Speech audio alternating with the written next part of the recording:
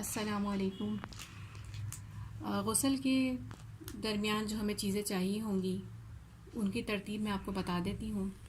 फिर उसके बाद मैं आपको कफ़न की तरतीब बताऊँगी कि उसमें कितनी चीज़ें होती हैं और किस तरतीब से होता है।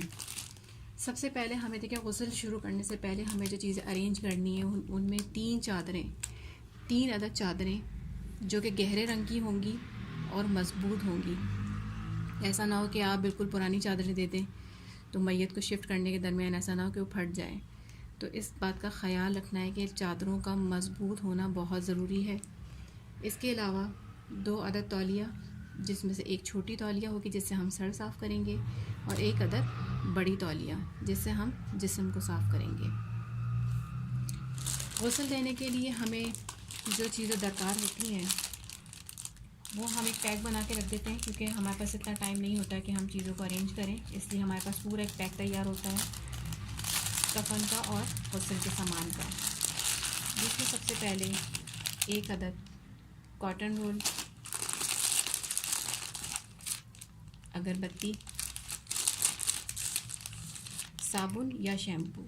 साबुन हम इसलिए रखते हैं क्योंकि बाज़ औक़ात ऐसी जगहों पे जाना पड़ता है जहाँ पे कुछ भी नहीं होता, इसलिए हम साबुन इसमें रखते हैं। वरना अगर आप किसी घर में जा रही हैं तो वहाँ शैम्पू इस्तेमाल करें उनसे लेके।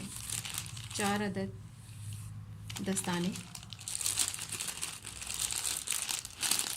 2 अदद थैलियाँ जो है वो काफूर की होंगी।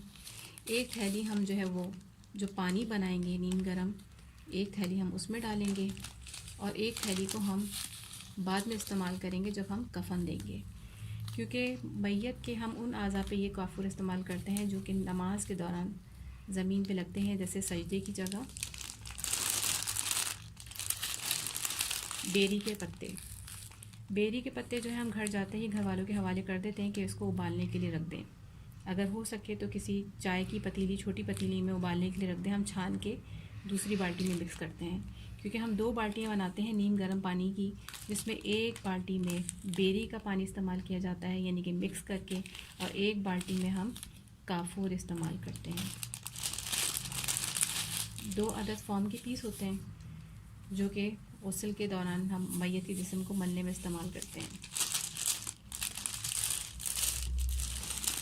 इतर जो कि गुलाब का है वो औरत के सिर्फ सर पे इस्तेमाल होगा। इसी तरह कफ़न की तरतीब है। औरत के लिए 5 कपड़े मसनून हैं, जिसमें सबसे पहले स्कार्फ,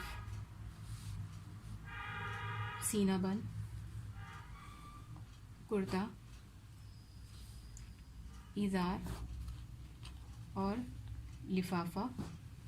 इसके अलावा 3 पट्टियों का होना ज़रूरी है, जिसमें से एक पट्टी तकरीबन 2 मीटर से 2.25 मीटर के दरमियान होगी, जो हम मैयत के कमर से लेके हाथों की तरफ बांधते हैं। 2 पट्टियाँ छोटी होंगी जो एक सरहाने की तरफ और एक पैर की तरफ बांधी जाएगी।